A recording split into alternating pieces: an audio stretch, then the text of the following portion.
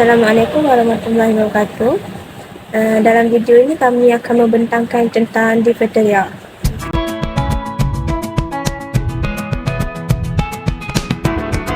Di akhir video ini kita dapat mengetahui penyebab dan juga morfologi dia. Seterusnya epidemiologi dia. Kita juga mengetahui sistem dia dan juga kita boleh membuat diagnosis.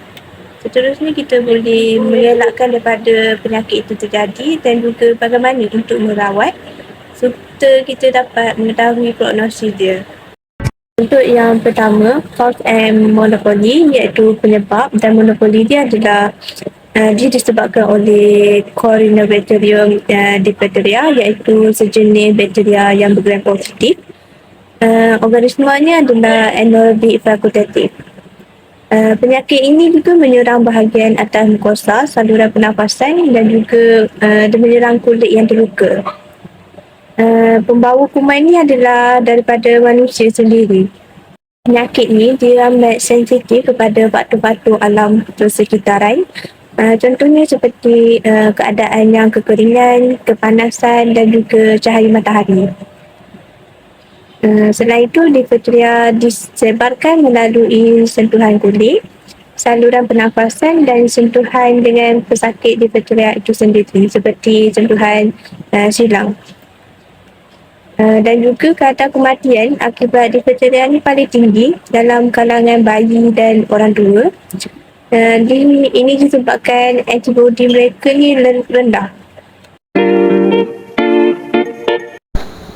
Epidemiologi atau punca berlakunya penyakit difteria.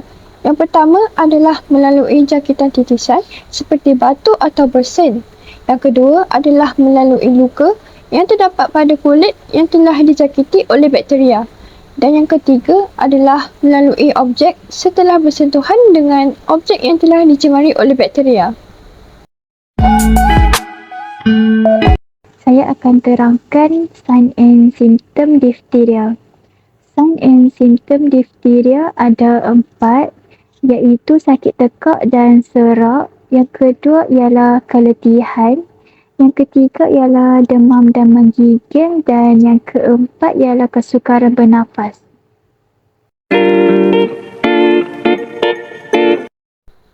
Prevention atau cara mencegah bagi penyakit difteria.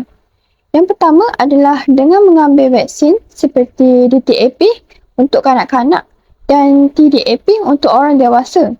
Dengan mengambil vaksin ini, dia dapat melindungi individu daripada 3 jenis bakteria, iaitu difteria, tetanus dan pertussis. Vaksin ini hanya boleh bertahan selama 10 tahun. Yang kedua adalah elakkan daripada minum minuman yang berkafein dan beralkohol. Yang ketiga, memperbanyakkan minum minuman air seperti air masak. Yang keempat adalah elakkan makan makanan yang berempah, pedas, masam dan rangup. Dan yang terakhir adalah dapatkan rehat yang secukupnya. Seterusnya, management atau treatment. Antaranya ialah dengan menggunakan antibiotik seperti penicillin atau erythromycin yang membantu membunuh bakteria dalam badan dan mampu membersihkan cakitan. Seterusnya, dengan menggunakan antitoksin.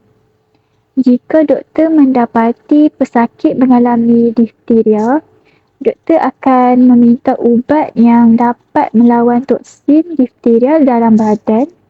Ubat ini akan disuntik ke dalam urat atau otot.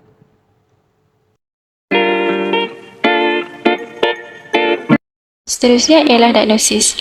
Terdapat 3 cara untuk mengetahui sama ada pesakit mempunyai difteria ataupun tidak. Yang pertama sekali ialah swab test. Swab test ialah pengambilan swab di bahagian dalam tekak ataupun hidung. Dan swab yang telah diambil ini akan dibawa ke makmal untuk diuji. Yang kedua ialah pengambilan sampel. Pengambilan sampel akan dilakukan kepada pesakit yang mengalami ulcer ataupun open sore. Bakteria yang diambil akan membiak dan sekiranya difteria toksik terhasil, maksudnya pesakit positif difteria. Cara pengambilan sampel ni jarang dilakukan kerana dia mengambil masa. Yang terakhir adalah sign and symptom. Kebanyakan doktor menggunakan cara ini untuk menentukan sama ada pesakit menghidap difteria ataupun tidak. Bagi nursing diagnosis, kesakitan berkaitan dengan difteria dibuktikan dengan pesakit mengadu sakit tekak. Intervensi yang pertama adalah asas tahap kesakitan pesakit dengan menggunakan pain score untuk tindakan perawatan selanjutnya. Yang kedua, asas tanda vital pesakit untuk menilai tahap perubahan tanda vital apabila pesakit mengalami kesakitan. Yang ketiga, letakkan pesakit dalam posisi yang sesuai supaya pesakit merasa lebih selesa. Yang keempat, lakukan terapi diversional seperti menonton TV dan memberi buku bacaan untuk mengalihkan perhatian pesakit terhadap kesakitannya. Dan yang terakhir, galakkan pesakit berkumur dengan air garam untuk membantu melegakan sakit tekak. Prognosis. Mengikut kajian, kadar kematian untuk keseluruhan kes difteria ialah 5% hingga 10%. Kadar kematian yang lebih tinggi iaitu sehingga 20% berlaku dalam kalangan kanak-kanak bawah 5 tahun. Kematian berlaku dalam 1% kes dan kebanyakannya disebabkan oleh komplikasi jangkitan EBV primer iaitu pecah limfa, halangan saluran pernafasan. Berikut merupakan rujukan.